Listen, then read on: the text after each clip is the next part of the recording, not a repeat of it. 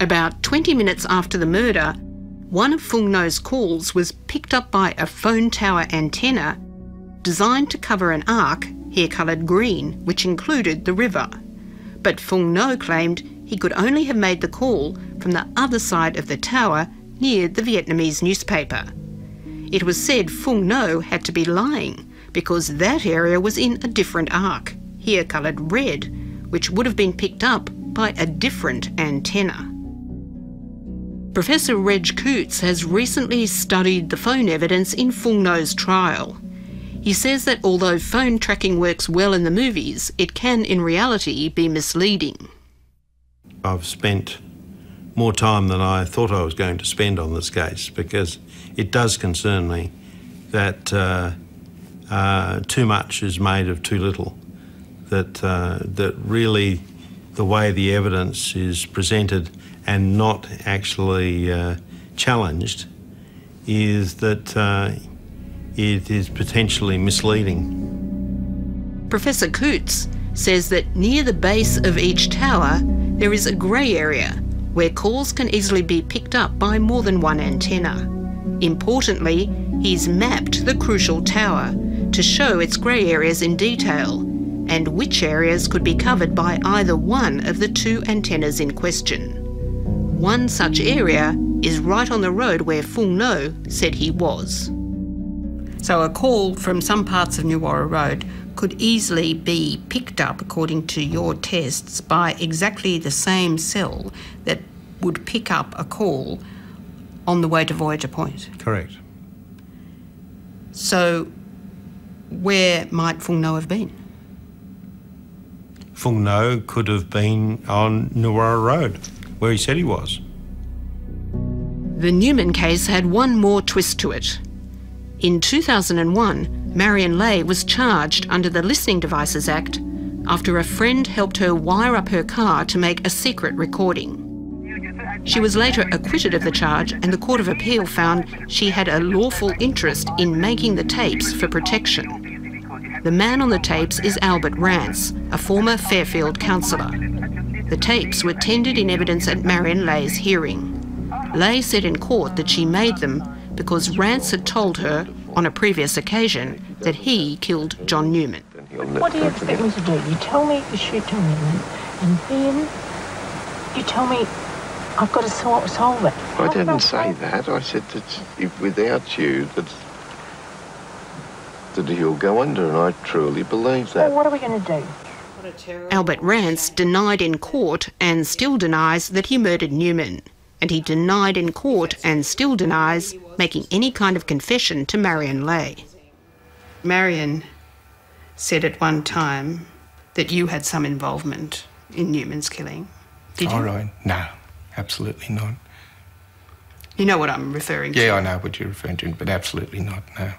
Did you ever tell her that you did? No, I never, no. And you can categorically say you had nothing to do with it? Yeah, sure, absolutely. You were never there on the night? No, absolutely. All that was gone through with, all that evidence was gone through and checked out by the police, so. And where were you on the night? In my house, I think, asleep. I'd done a shift.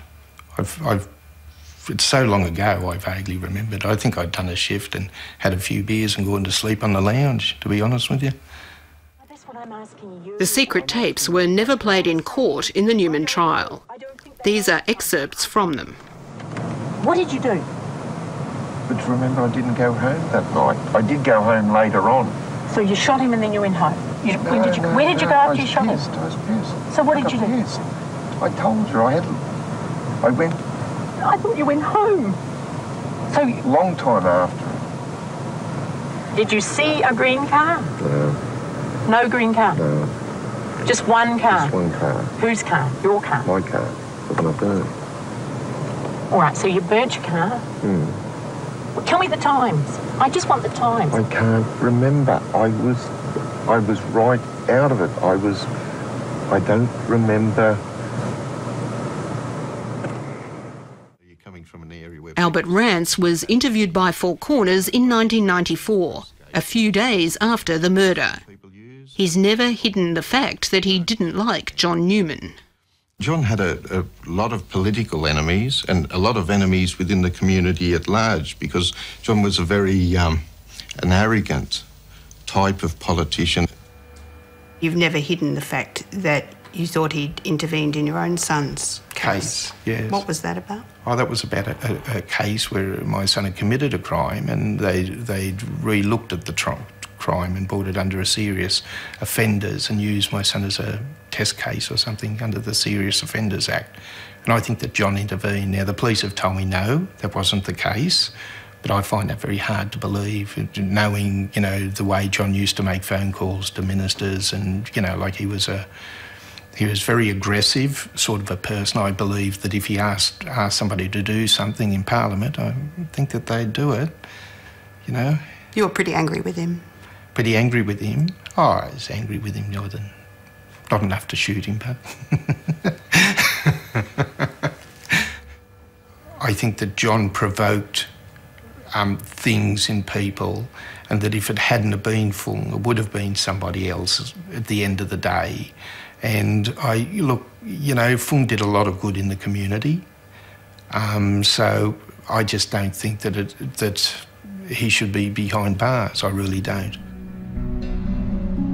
In Fung No's second trial, the police said they'd interviewed Rance twice and dismissed him as a suspect. In both interviews, Rance said that on the night of the murder, he'd been out.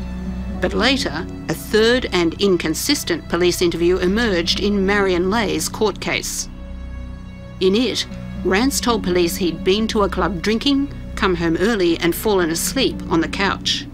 The police didn't produce the inconsistent interview in Fung